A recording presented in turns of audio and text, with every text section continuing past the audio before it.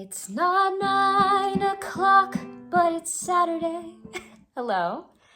I hope that you enjoyed your weekend to the max, but by the time you receive this video, it shouldn't be the weekend anymore. So I really hope you enjoyed it. Today is supposed to be Monday, September 18th, because on this very day, all the way back in the year of 1967, a little garage indie band titled The Beach Boys released their 12th studio album, Smiley Smile. And I, a musician, never heard it. So we're gonna fix that today. I can honestly say I have only heard one song off of this album, and it's not even on this side. So this side is all brand new territory, starting with Heroes and Villains.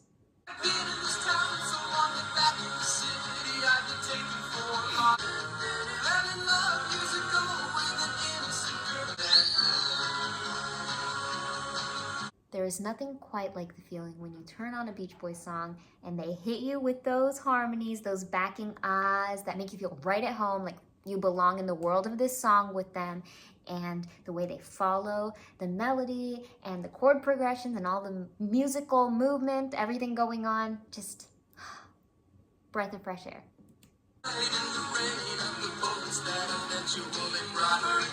And just as soon as I mentioned that homey, familiar feeling, they punished me, Me castigaron, with a little taste of something different. I've never heard them utilize those backing vocals as a way to introduce dissonance. There was some clashing pitches that added a new sour flavor.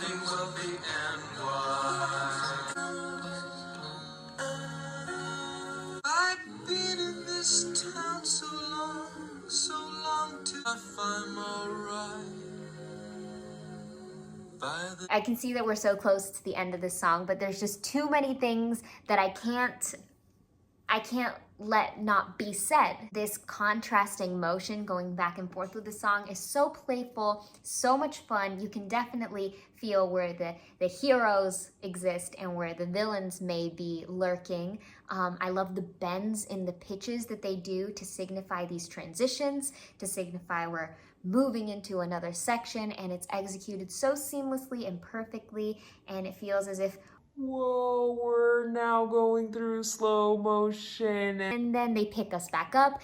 And for some reason, I feel like the world that this song reminds me of, where it could possibly exist, is in some made-up fantasy land that's some cross between Bikini Bottom and Whoville. A lot of really fun elements, as well as the tempo changes, the dynamic changes, and the tonal changes. We also have a lot of keys. The little shimmering percussion is really fun.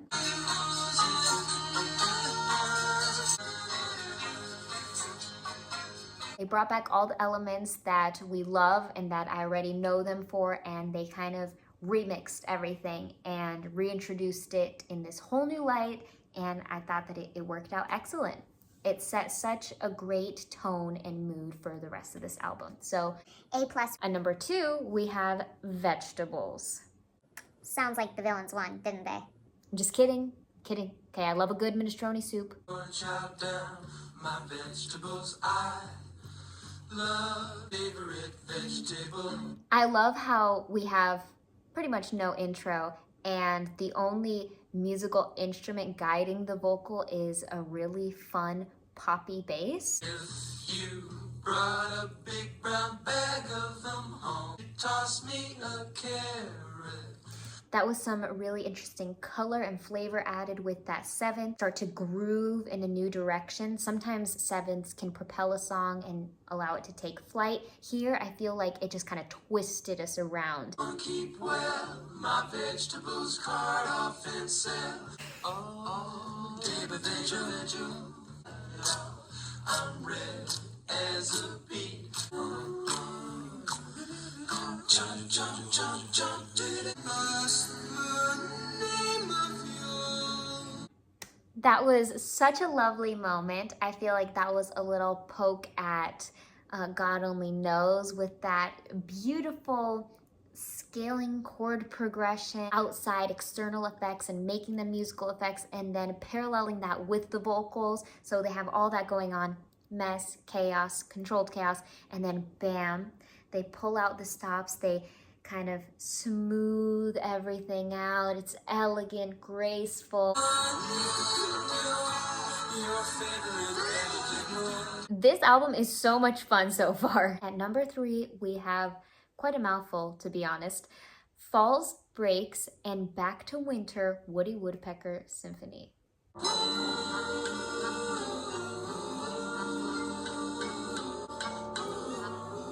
Why are they doing this to me? Skin-crawling, eerie dissonance. Just these pitches that don't get along.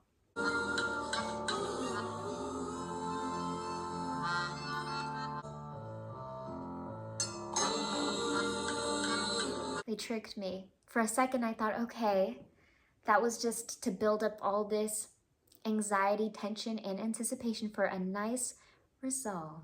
We can sit in the resolution. But no, we're gonna go back to that scary place.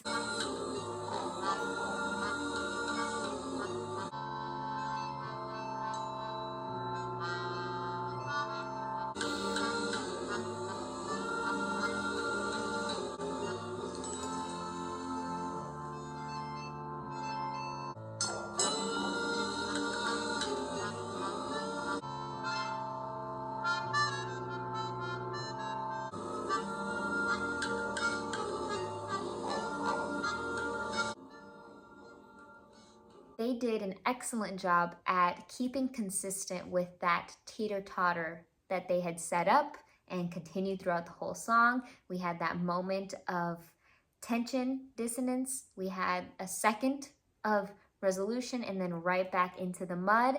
And it kind of gave this feeling of going through a storm. And there are moments where it lets up. The sun even shines through a little bit. You think it's all gone. And then bam. Lightning, thunder, clouds, heavy, heavy rains, wind, storm alerts. That's what this was. But it was really fun. El canción antes del último esta noche es nuestro amado número 4 y se llama She's Going Bald.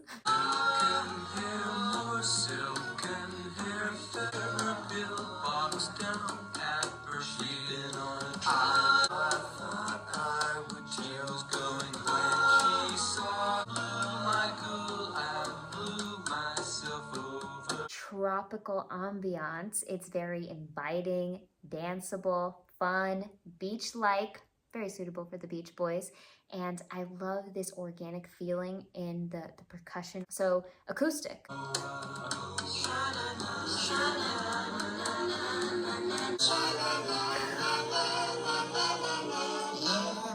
Tried to salvage what I could and threw it in the sun.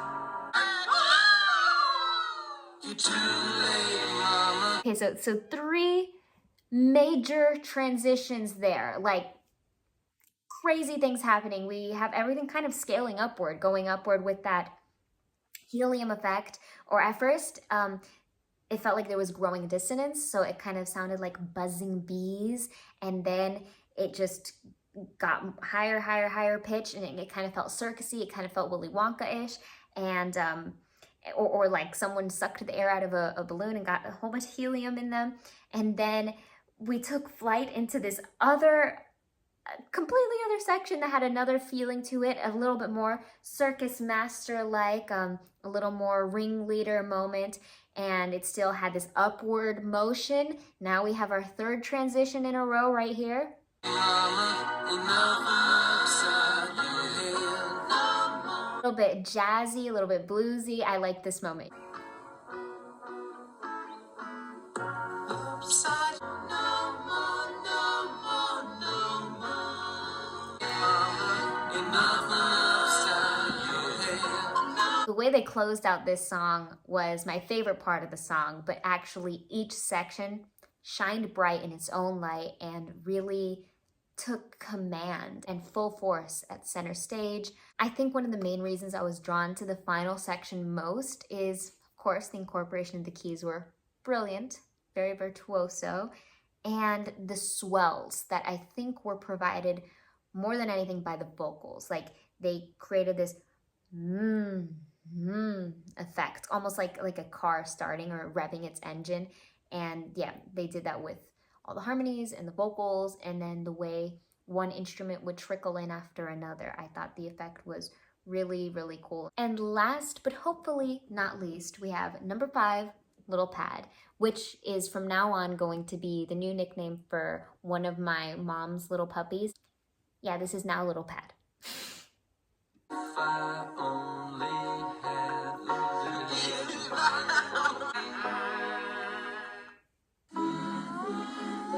Quick direction change.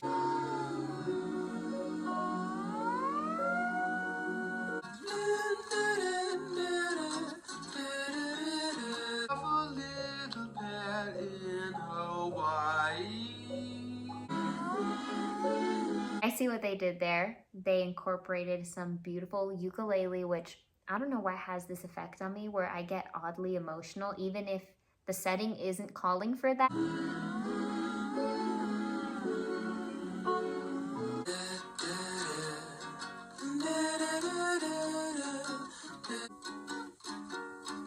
By the sea, that's where. That's it. That felt like the shortest side ever. And I know we've covered sides that literally have 4 songs on them, which is one less than this one. But I don't know, the way that this just came and went felt like a flash. And this was so unexpected. If I had to choose 3 words to describe my experience tonight here with this side, I would have to say experimental, absolutely, charming, and humorous. I thought that they added a lot of personality, flair, style, flavor to this, and it allowed for a really enjoyable listen. I feel like I learned a lot. The same way Pink Floyd is able to use external elements and materials and convert them into music and allow something that's just an everyday appliance to become an instrument, the Beach Boys have their very own take on that same idea, which is really cool to see different people interpret things in new ways all the time. And I know this is definitely not new by any means, but new to me. And that's why I'm learning a little bit. Thank you for taking this wild ride with me. I can't wait to finish this one. I know we have a bunch of other stuff to finish first. Who knows what order we're going to be doing things in next? Well, actually, we have a list. And in the list, we have all your suggestions. So if there's a suggestion in there that you really want us to get to, believe me, we have it all written down there, and there's a sort of method to the madness that I try to leave room and accommodate for new material. Whenever we get a new song or album, I want to mix in some current and contemporary things just to have a well-rounded perspective on all sorts of music. The most enormous thank you and endless love to our amazing Super Thanks heroes. Thank you very, very much. Beatles for Sale, coolest name ever, Marissa Martinez, and Sweetish Jeff.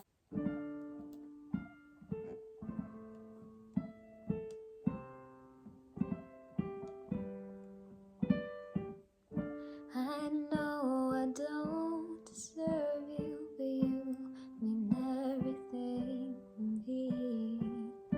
You deserve to be held with the highest regards, 'cause you put the stars in the sky. You're the reason the sun shines. Today the clouds were washed away the way you always just know how to make them. Thank you, Beatles, for sale, and thank you, Marissa and Jeff. Thank you, thank you.